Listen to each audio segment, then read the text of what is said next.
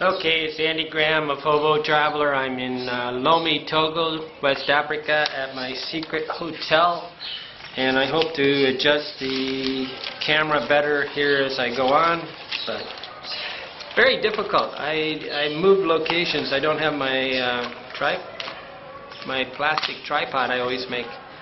Maybe I need to make a new one. Okay. Bob the Squid, Michigan, ask a question. Besides the languages, besides the languages, are there differences between French and English Africa? Okay, he says excluding the languages. I mean, I got Francophone and Anglophone, French or English-speaking Africa. We also have Portuguese and a little bit of German. Nah, not very much German. Belgium, mostly English and things. So Nigeria, Ghana, Uganda, Kenya are English-speaking, and the Francophone countries I think are more dominant. There's Burkina Faso, Mali, Niger, Togo, Benin, Cote d'Ivoire, Senegal. I think Sierra Leone's English, I think. Never been there, but okay, besides the obvious difference that there's a different language. What is the difference? I mean, it's a different culture. Okay, a wonderful thing about Africa, and we ought to really think about it, is it's not really French and English. The first language is one of 3,000 plus. There's about 3,000 African languages. They're really closely related, so don't think that they're absolutely different. And French and Portuguese are, I always consider Italian, French, Spanish, they're all Latino languages. They're very close. Once you learn one, you kind of slide your way on through the others. But there's 3,000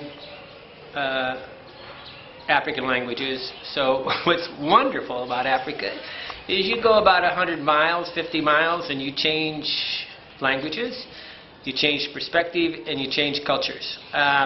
So then English is like the overlaid way of doing it. I think Ethiopia is the only, there's only a couple countries that weren't, Ethiopia is a good country. They speak, I think, Amharic or something. They were never colonized, so they don't have the language franca.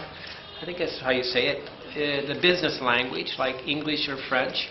And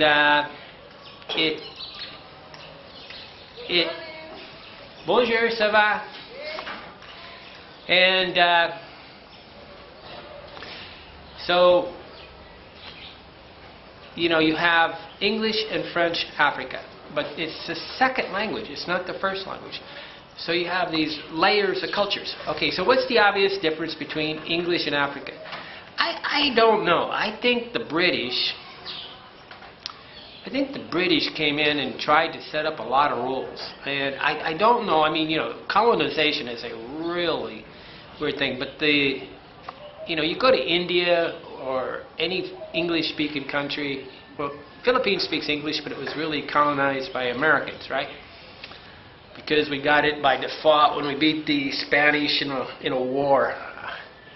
We just accidentally got the Philippines for a short while and made them speak English. Or they didn't make them speak English. People learn the language that makes them money, okay? So if they have to learn English, they learn English. Okay, so what's the differences between them?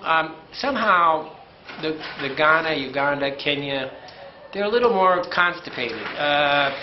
They seem to be more rigid about their rules and more, you know, they're not French. French are like, yeah. But the French came in and I think just basically took the country. They took what they could from making money, while the British came in, I believe, and tried to make it a colony. They wanted it part of the United Kingdom. They wanted these things to be a part of, you know, Great Britain, right?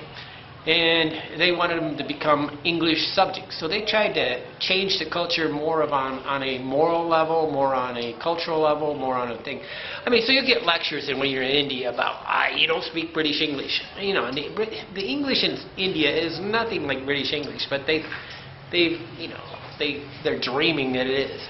The English in the Belize or the Caribbean is nothing like British English, but they got this connection, right? So you get this somewhat stuffy attitude out of Ghana, Kenya, and this rule enforcing thing. I don't know where that comes from. Basically, the French have it more like you can buy the rules. The British, but what sadly is Nigeria and Ghana are more corrupt than even though they act like they're all. I feel much safer in the French countries than I do in the British countries. The British countries are more corrupt.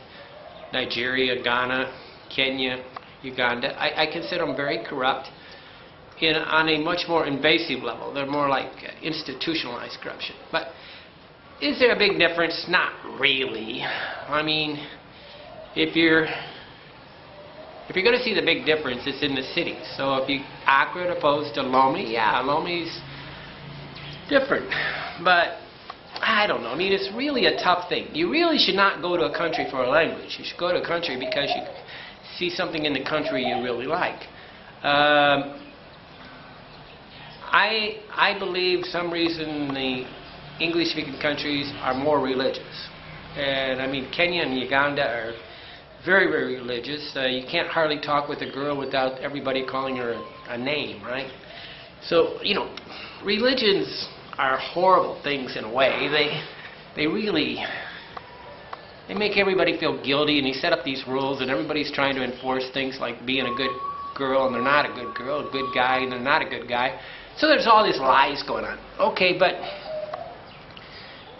the differences are sometimes plane fares. An English-speaking country going to an English-speaking country is cheaper. So London flying to Ghana or Uganda will be cheaper because people don't fly outside their language. So, I mean, in Uganda and Kenya and Ghana right next door to me, there's going to be more people that speak English. But in the French people go to Burkina Faso, Mali, Senegal. Okay? And so you got French to French and English to English, Portuguese to Portuguese. Sao Tome is an island, a Portuguese island, down on the little corner of Africa. So the airfares are cheaper. But generally overall, the minute you leave the big city, all that sort of disappears. And as farther you get from the big city, the more it gets local tribal languages and everything sort of disappears. The French really have their hand up. Okay. When France decolonized everything, they never let loose of the money. Okay, so they set a couple rules like you have to bank in France, and so the money's tied together with it. So all the banking of all the French countries is really totally French. And they control the CFA. The CFA is tied, the French money is tied to the CFA, which is a big currency through a bunch of countries, ECOWAS. It's tied to the euro, and it's creating an incorrect economy. It's not, it's not the euro, right? So it shouldn't be tied to the euro. It should be free-floating. And they control the medicine, they control the banking, and if you remember when, let's see, what was his name, Arafat from Palestine was dying, he went to France to go to medicine. This is the dream of all the rich people. Is basically, they got this, you get to retire in France, or you get to hook it in if you don't screw us on our banking system, and we can't just keep on screwing you. So France is screwing in an indirect way, and British is more direct, and so they're more angry. I don't know. I mean, is there any differences? Don't go to a country because of the language. You can always find a way around the country. If you're afraid of languages, I don't know. Learning a language. I now speak French. Je parle français. Yo hablo español. And I'll probably learn a couple other languages before I die. Once you understand that the Latinos don't think the same as the British, you got a whole new intellectual globe out there. And you really, if you don't speak another foreign language, I really have trouble thinking you understand anything global. But you do, but you don't. You can read all you want, but until you feel how they feel, when you think in another culture's thing, you start to feel the way they feel. So, go get that feeling.